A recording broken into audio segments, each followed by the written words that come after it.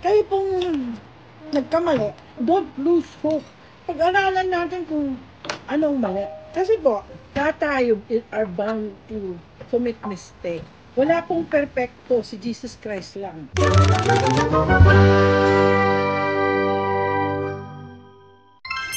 Okay, hindi po to hindi po to live.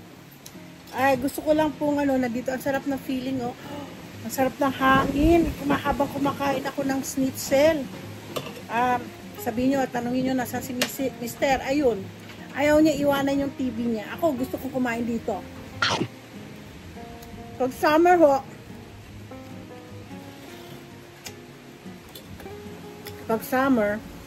lagi po ako dito sa likod kumakain.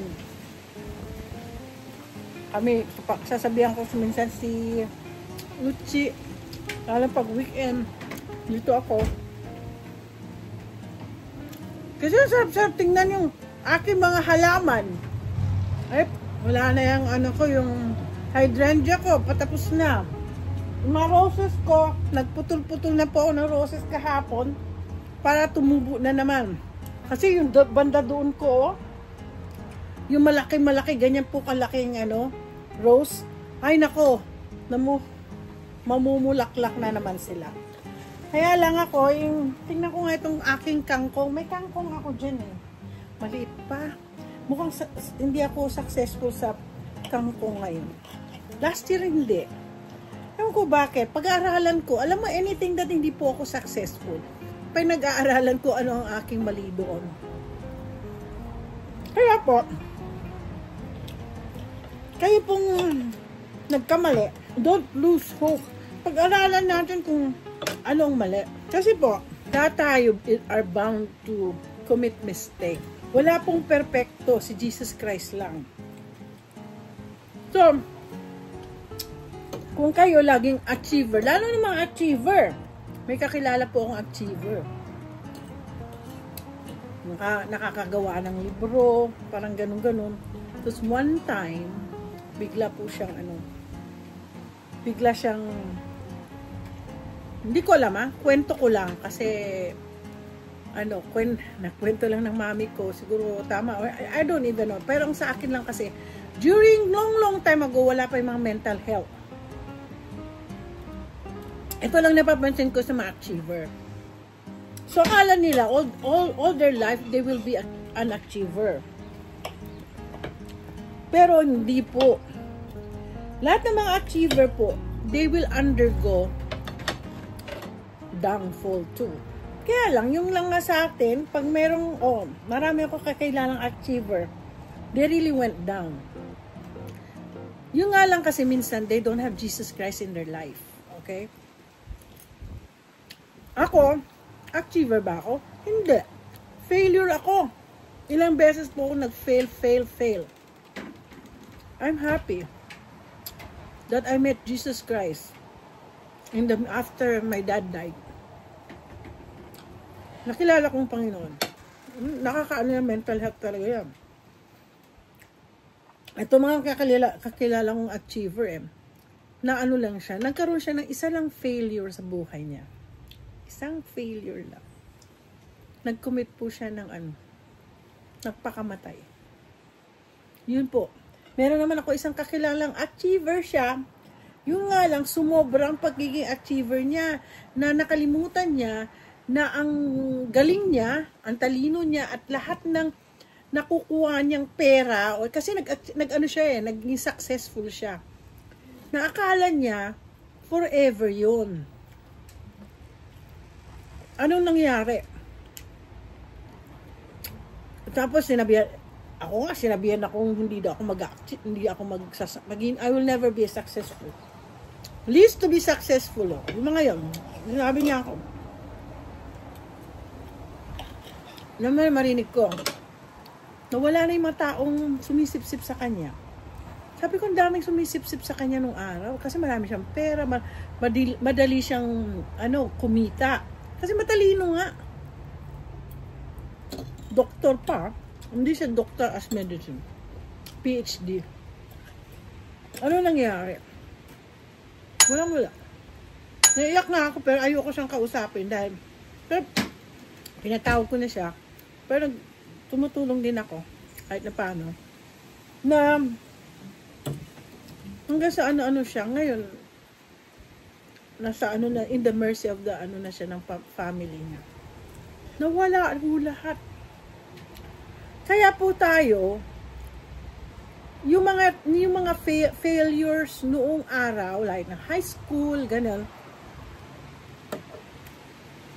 don't lose hope. Don't lose hope. Kasi, yun ang magiging batayan ninyo, mga failures. Yun ang magiging stepping stone na para kayo po ay mag-achieve.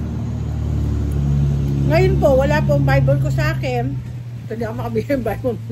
Pero, ini-encourage ko po kayo. Habang kumakain ako. Ini-encourage ko po kayo na yun nga kanina, Matthew 6:33, seek first the kingdom of God and His righteousness. Ibig sabihin nun, hanapin nyo mo, akala nyo na sa inyong Panginoon, di ba? Sisimba kayo yung Sunday. Ang question ko, after Sunday, yung ginagawa nyo. Balik na naman po tayo sa dati, no? Ano ang ginagawa natin?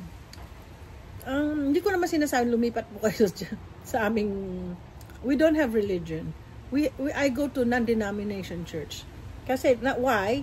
Marami kasing tradisyon. Maraming, Jesus Christ gives us a free will. Yung kumbaga sa kwan, we have all the freedom. But you believe in Jesus Christ. Ang importante lang sa Panginoon is to worship Him. To worship Him. Learn His Word. Read His Word 365 days. O diba, tapos make fellowship with Christians. Simple lang po. Hindi tayo pwedeng magkaroon ng maraming orasyon, tradisyon, gano'n. So, ako po kasi gano'n na nangyari sa buhay ko. Marami po akong pinagdaanan, marami, masakit, halos, kung alam lang niyo pa paano mag-humiliate. Kaya nga sinabihan ko isang taong, dumaan din sila sa gano'n. Sabi ko, alam mo, you gonna have to undergo like that. At least nakakatulong ako. Pero noong araw, walang tumulong sa akin. So, I endured everything. So, kaya po, ako natutuwa ako. Achievement ko yung mga bulaklak ko. Mga gulay ko. Simple lang. Tsaka mga ano ko yung at least nakakatulong ako. Isang achievement na rin yun na napapabago mong buhay ng kapwa mo. Kaya lang minsan kasi natatakot po ako magbigay kasi minsan hindi ko naman po kayo kilala. Wala akong kakilala. Kaya nga may isang umingi sa akin. Hindi naman pwedeng hingi ganun kaagad. Hindi ko kita kilala. You got to know. I have to know you first. You know? Kaya mahirap naman yung may motibo kang kinakaibigan mo ko dahil may kailangan ka sa akin. Di ba? Ano ko na lang, bibigay ko. Pag-pray ko na lang kayo. Ano ba yan? So mamaya meron din kaming meron po akong Diyos ko, ano ba yan? Mahangin ngayon. Pero mamaya mag-iinit. So anyway, salamat po ha. Huwag niyo kakalimutan. You are encountering failures, do not give up. There is our Lord Jesus Christ. You got to learn. You have got to know who Jesus Christ is. And kung pag nalaman nyo, kahit anong hirap, after that, magkakaroon na naman. After na, i-restore ka na Lord. Meron pa, kaya lang ito, you will embrace it now. Kasi alam mo, tutulungan ka ng Panginoon. Salamat po doon sa mga humingi ng prayers. I will include you to my prayers. Thank you po at God bless.